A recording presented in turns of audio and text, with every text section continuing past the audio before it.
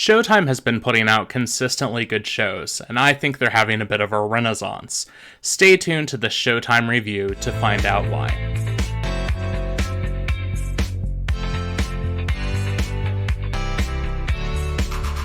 Now, there was a time period back before Netflix really took off, really in the late 2000s, early 2010s, where Showtime was one of those television outlets that really was kind of the it network.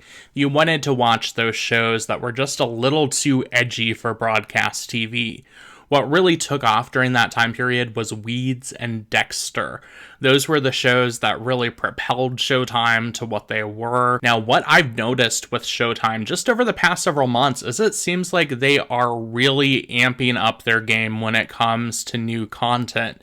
And they have produced consistently good shows. In fact, I think this might really be a renaissance for Showtime that rivals that time period that they had back in their heyday with Dexter and Weeds. Now, with this review, I'm primarily going to focus on their streaming service, but I should add that there are technically 3 ways to get Showtime. The first way is going to be with a cable, a satellite, or other over-the-air subscription. Now, if you subscribe to certain streaming services like YouTube TV, Hulu, or you use something like the Roku channel, you can add Showtime as an add-on streaming service within those hubs, and this allows you to watch the Showtime content with your other streaming services.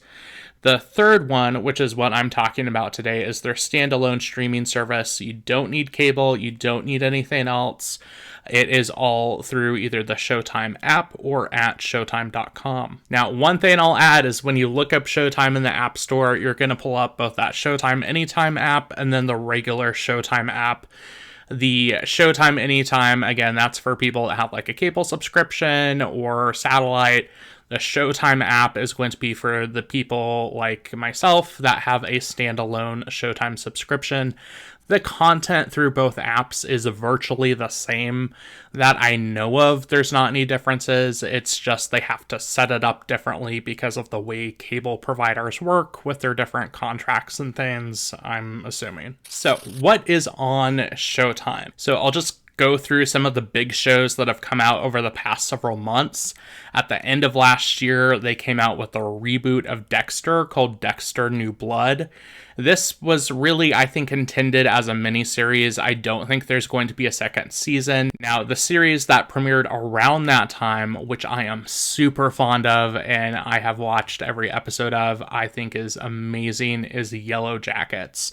This is a show, if you liked Lost back in the day, you're probably going to like Yellow Jackets.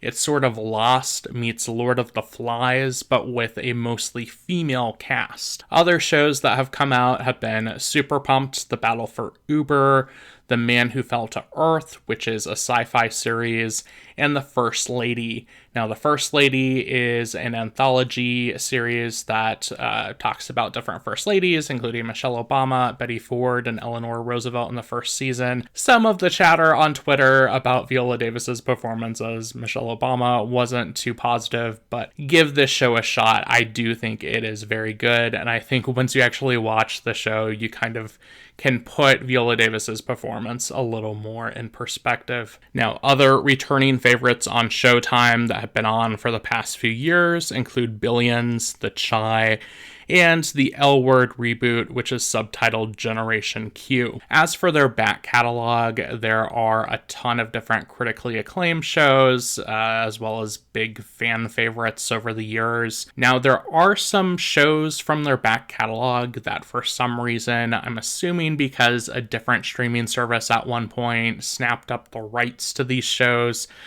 they don't have them on the Showtime app.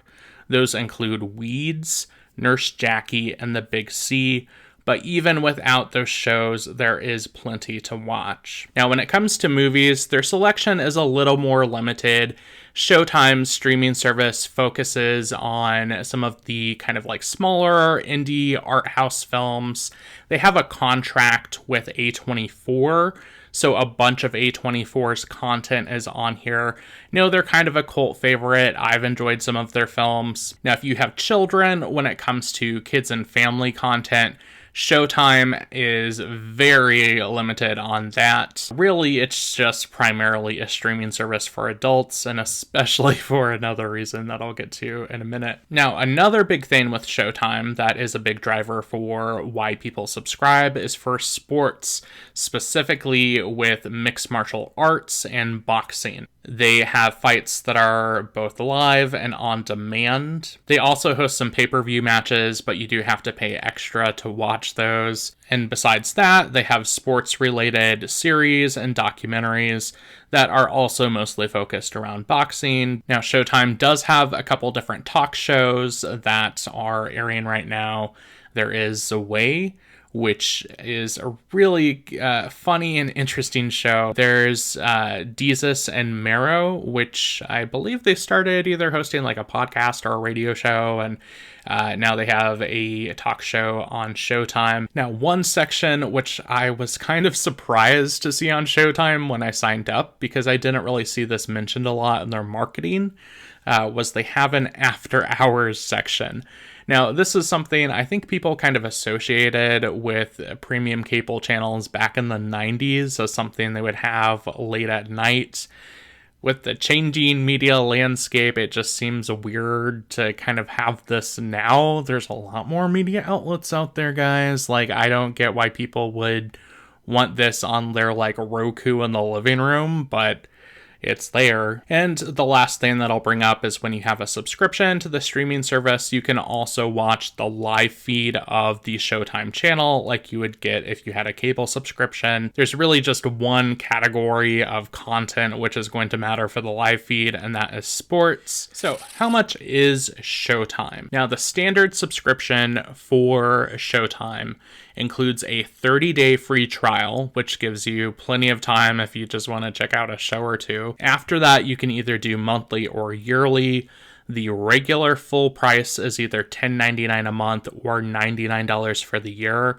However, they have different sales and promotions they do throughout the year. At the time that I'm recording this video, they have a promotion where you get 30 days free, and then you can get 4 separate months for $3.99 each. One way that you can save money is they do offer a bundle together with Paramount Plus. I do have a separate video where I've talked about Paramount Plus, and I'll have a link to that down in the description. If you do the Paramount Plus Essential plan together with Showtime, this is the Paramount Plus plan that doesn't include any advertising. That is either $11.99 per month or $119.99 per year, and that's after a 7-day free trial. If you bundle together the Paramount Plus Premium plan that removes ads and also gives you access to your local CBS station together with Showtime, that is either $14.99 per month or $149.99 per year, again after the 7-day free trial. So as for the Showtime app itself, I'll kind of go through some of the main points to be aware of.